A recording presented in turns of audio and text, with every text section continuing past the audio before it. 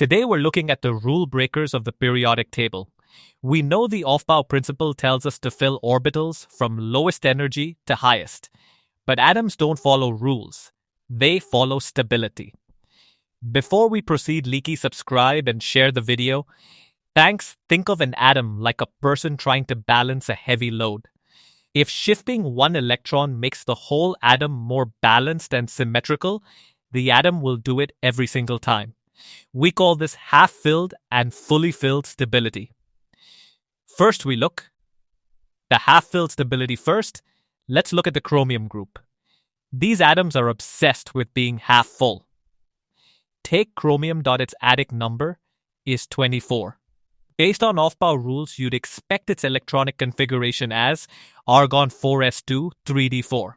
But that 3D subshell is sitting there with 4 electrons, just one away from having 1 electron in every single orbital. So chromium takes a shortcut. It borrows 1 electron from the 4s and moves it to the 3D. The actual configuration of chromium is argon 4s 1 3d5. Now look at molybdenum. Its electronic atomic number is 42. Right below it, it does the exact same thing. Instead of 5s2 4d4, it chooses 5s1 4d5. The lesson: in this group, s2d4 orbitals doesn't exist. It always becomes s1 and d5 because a half-filled shell is more stable. And now we look the fully filled stability. Now let's look at the copper group. These atoms are the perfectionists. They want a completely full D shell. Look at copper. Its atomic number is 29. Aufbau says its electronic configuration is as argon 4 s2 Faust 3d9. But that 3d9 is like a jigsaw puzzle with one missing piece. To fix it, copper promotes 1 electron from the 4s to 3d. And now the actual configuration of copper is argon 4s1 3d10. This theft is so successful that the elements below copper do it too.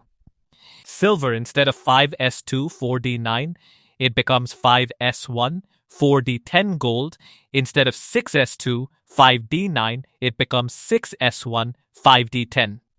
In the copper group, the reward of having a perfectly full D subshell is much greater than the cost of leaving the S shell half empty. Know the summary is, cheat sheet to wrap this up, when you are writing configurations in an exam, watch out for these 2 trap zones, the D4 trap.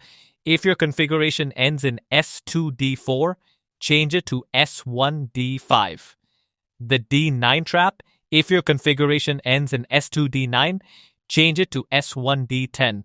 If you remember that symmetry tuck stability, you'll never get these wrong.